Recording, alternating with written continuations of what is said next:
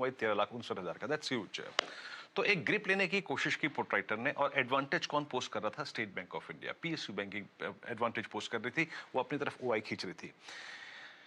Traders एक बार जाके read करें निफ्टी बैंक के चार्ट को, और प्लीज जरा जाके देखिएगा आप 2 अगस्त 2021 के बाद से लेके अब तक बैंक निफ्टी का एक स्ट्रॉन्ग कोरिलेशन रहा है 20 डे एक्सपोनेंशियल मूविंग एवरेज से। शैल जी, तब से लेके अब तक 20 डे पे आके एक कर्व लेता है और वहां से पुल बैक जनरेट करता है। सोमवार को और शुक्रवार को भी इसने यही करा। 37,559 पे सारे एवरेजेस के ऊपर क्लोज हुआ। 37,500 का पुट राइटर था, 37,000 पे पुट राइटर था। तो देखिए, अभी मैं ट्रेड प्रीएम्प्ट नहीं कर रहा हूं, लेकिन मैं आपको एक रेंज देता हूं। प्लीज डायरेक्टर साहब स्ट्रेटेजी स्क्रीन पे लेके आइएगा। एक बात सुनिएगा कि वो ये है कि 10 डे एक्सपोनेंशियल मूविंग एवरेज आता है हमारा एग्जैक्टली 37,500 पे, और 20 डे एक्सपोनेंशियल मूविंग एवरेज आता है हमारा 37,214 पे। हमें कंट्रोल्ड फॉल को ही खरीदना है, और उस कंट्रोल्ड फॉल की परिभाषा है a dip above 20 day exponential moving average, a dip above 37,000, जो कि हमारा पुट राइटर का सबसे बड़ा जोन है। तो आपके स्क्रीन पर जो दूसरा जोन आएगा ना, दूसरा बेस जोन 37,208, 37,160, इसके ऊपर के डिप को ही मैं एक कंट्रोल्ड डिप की संज्ञा दूंगा, अदरवाइज नहीं। तो पोस्ट ओपनिंग देखेंगे ये जोन टिकता है तो किसी स्टॉक फ्यूचर के थ्रू या फिर किसी इंडेक्स ऑप्शन के थ्रू तेजी करने के बारे में सोचेंगे, अदरवाइज याद रखिएगा तेजी नहीं करेंगे बैंक निफ्टी में।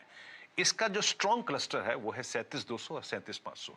इस 300 पॉइंट के अंदर रहे या ऊपर रहे, तभी एक सेफ और सिक्योर ट्रेड रहेगा। और अगेन फिर कहूंगा, थोड़ा सा ऑप्शंस की तरफ झुकाव रखिएगा। शैल जी।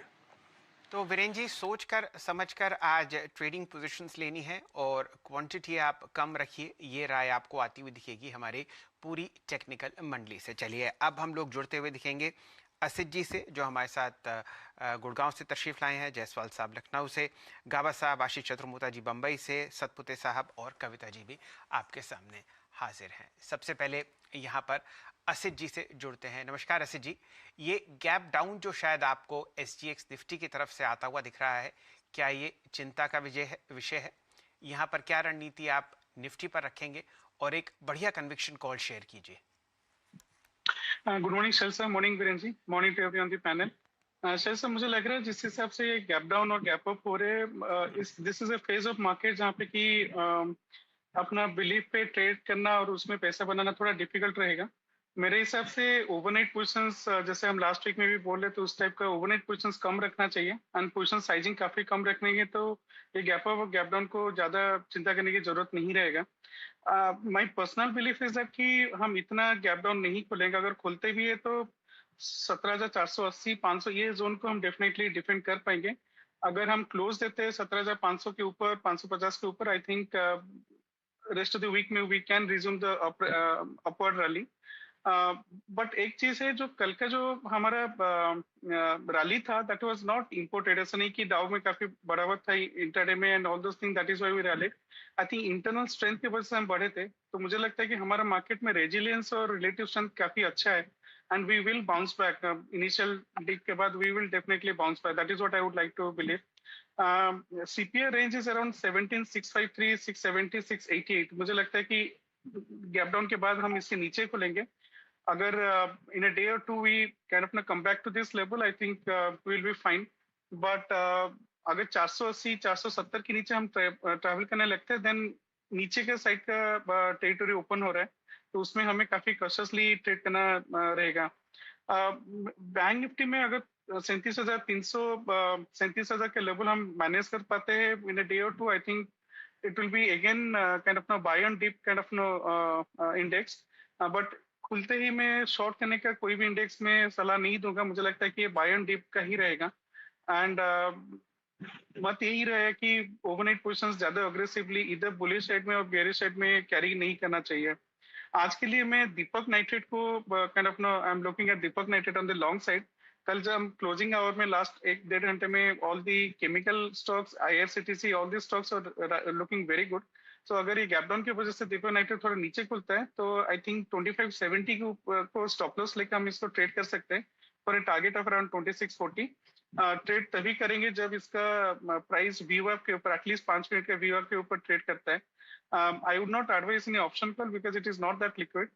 बट जैसे स्ट्रक्चर बना है RSI more than 70 long built up with 13% OI up 2500 की स्ट्राइक प्राइस में काफी सारे कॉल राइटर्स हैं और मुझे लगता है कि अगर 26 से 2600 के ऊपर ही अगर क्लोज देता है we will see much much higher level volume and delivery is definitely high and जो कल का जो क्लोज था that is last week and last month का हाई के ऊपर क्लोज दिया था so internal structure is very good relative strength is good अगर डीप मिलता है तो उसको बाय करेंगे and we can go long above the व्यू अप